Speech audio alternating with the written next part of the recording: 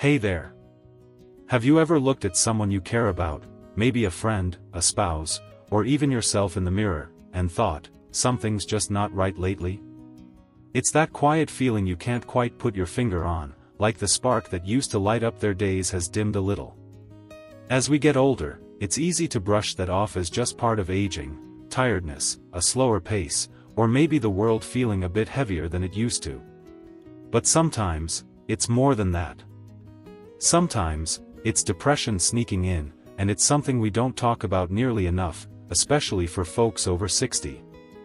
I'm so glad you're here with me today because this is a conversation that can make a real difference, for you, for someone you love, or even for a neighbor you've been meaning to check on. Depression in seniors isn't rare, and it's not something to be ashamed of. Life throws a lot at us as we age, losing people we care about, changes in our health, or just feeling like we're not as needed as we once were. It can weigh on anyone. But here's the good news, we can spot it, and we can help. Whether you're worried about yourself or someone else, knowing what to look for and how to step in can turn things around. In this video, we're going to walk through 5 practical ways to identify depression in seniors and support them through it, simple, everyday things you can do to bring some light back into those quieter days. Let's start with the first one, because it's something you might notice without even realizing it means something bigger. One of the first signs to watch for is a change in how someone's acting, little shifts that might not scream depression at first. Maybe your friend who used to love telling stories over coffee doesn't talk as much anymore, or your husband who'd never miss his morning walk just stays in his chair now. It's not always about someone saying, "I'm sad." Sometimes it's quieter than that, like they're pulling back from things they used to enjoy. I think of my old neighbor, Bill. He was the guy who'd tinker in his garage every weekend, fixing up birdhouses for the whole street. Then one summer, the garage stayed shut. At first, I figured he was just busy, but after a while, I realized he wasn't out in the yard waving hello either. That's when it hit me, something was off. Depression can look like that, losing interest in the things that used to light you up. So, take a moment to think about someone in your life. Have they stepped away from their usual routines? Are they skipping the card games or the garden club they used to love? That's a clue worth paying attention to. Now, it's not just about hobbies, keep an eye on their energy, too. We all slow down a bit as we age, sure, but depression can make someone feel like they're dragging through mud all the time. They might say they're tired a lot, or you'll notice they're sleeping more than usual, or maybe not sleeping at all. My Aunt Rose went through this a few years back. She'd always been the early riser, up making pancakes before the rest of us even opened our eyes. But then she started staying in bed half the day, saying she just didn't have the oomph to get going. At first, we thought it was her arthritis acting up, but it wasn't her joints, it was her spirit. If you see someone who's always yawning, or who can't seem to get off the couch even for something they used to jump at, that's another sign. It's not laziness, it's like their batteries run flat, and they don't know how to recharge it. So, what do you do when you spot these changes? That's the next piece, start with a gentle conversation. You don't need to march in and say, "I think you're depressed." That might shut them down faster than you can blink. Instead, keep it soft and simple. Sit down with a cup of tea and ask, "Hey, I've noticed you haven't been out in the garage much lately, everything okay?" Or maybe, "You seem a little worn out these days, want to tell me what's been on your mind?" The goal isn't to fix it right then and there, it's to let them know you're paying attention. When I talked to Bill, I didn't push, just said, "Miss seeing those birdhouses around. You taking a break?" He didn't spill everything at once, but it opened the door. A few chats later, he admitted he'd been feeling low since his wife passed. That's all it took to get him talking, and eventually, he let me help him find someone to talk to. It's about being there, not being a detective. Those little talks can tell you a lot, and they set the stage for what comes next, figuring out how to support them in a way that feels natural and kind. We're going to get into that soon, because spotting the signs is just the beginning, helping them through it is where the real difference happens. So, we've been chatting about how to spot those first signs of depression in seniors, those quiet shifts like losing interest in things they used to love or that heavy tiredness that doesn't quite add up. And we talked about starting with a gentle conversation, just to let them know you're there and you've noticed. That's a big step, because it opens the door without pushing too hard. But once you've got a sense that something's going on, what do you do next? That's where we're headed now, some simple, down-to-earth ways to support them that don't feel overwhelming for you or them. It's all about keeping things light but meaningful, so they know they're not alone in this. One of the best things you can do is just spend time with them, no agenda, no pressure, just being there. Depression can make a person feel like they're stuck in a fog, and having someone sit beside them can be like a little break in the clouds. You don't have to fill the silence with big pep talks or try to cheer them up every second. Sometimes it's enough to watch a favorite old show together or flip through a photo album. My friend Jean did this with her mom when she started noticing her pulling back. Her mom wasn't big on talking about feelings, but Jean would come over with a pot of coffee and some biscuits, and they'd sit on the porch watching the birds. Nothing fancy, but Jean said it was like her mom started looking forward to those visits. It wasn't about fixing everything, it was about showing up. So, think about someone you're worried about. Could you drop by for a bit? Maybe bring a deck of cards or just sit and listen to the radio together. That quiet company can mean more than you realize. And while you're there, try nudging them towards something small they might enjoy, just a tiny spark to get them moving. Depression can make even the simplest things feel like climbing a mountain, so you're not going to suggest they run a marathon or join a dance class out of the blue. Keep it easy. If they used to love baking, maybe say, "I've been craving those cookies you make, want to whip up a batch with me?" Or if they liked walking the dog, offer to tag along for a short stroll around the block. I remember my cousin Dave, who went through a rough patch after retiring. He'd always been a car guy, but his garage sat empty for months. One day, I asked if he'd help me check my oil, nothing big, just a 5-minute job.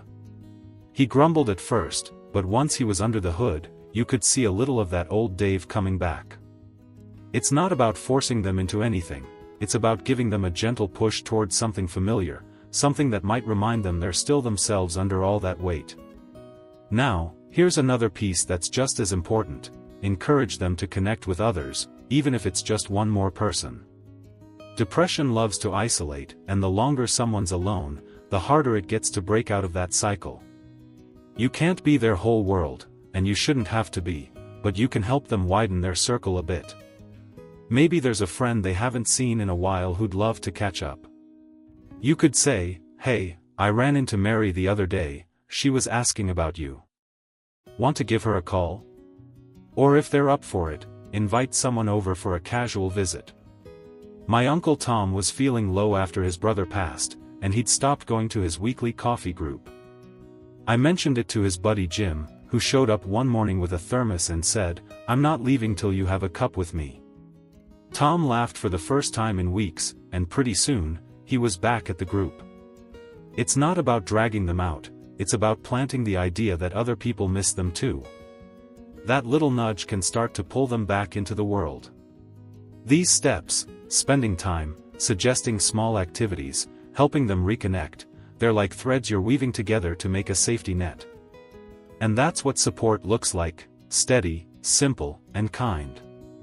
But sometimes, you might notice they need a little more than what you can give, and that's okay.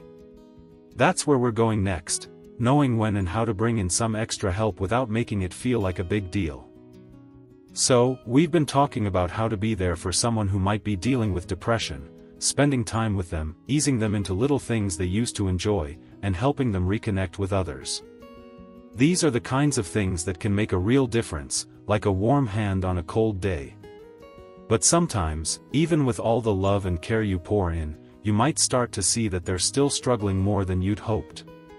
Maybe they're not bouncing back, or that heaviness just won't lift. That's when it's time to think about bringing in a bit more support, and I want to walk you through how to do that in a way that feels natural and gentle, for them and for you.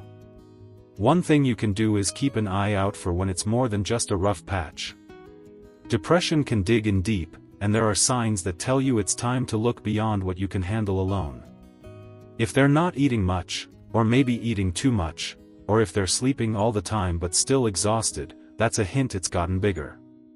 Same goes if they're talking about feeling worthless or like they're a burden. My friend Linda went through this with her dad. He'd always been quiet, but one day he said, "You'd all be better off without me around." That stopped her cold. It wasn't just sadness, it was something heavier. If you hear things like that, or if they're stuck in that fog for weeks with no change, it's a signal they might need more than a kind word or a walk in the park.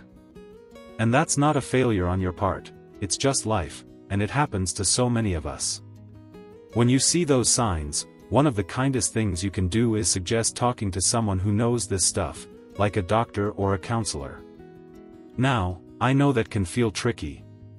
A lot of us grew up thinking you just tough it out, and the idea of therapy might sound like something for other people.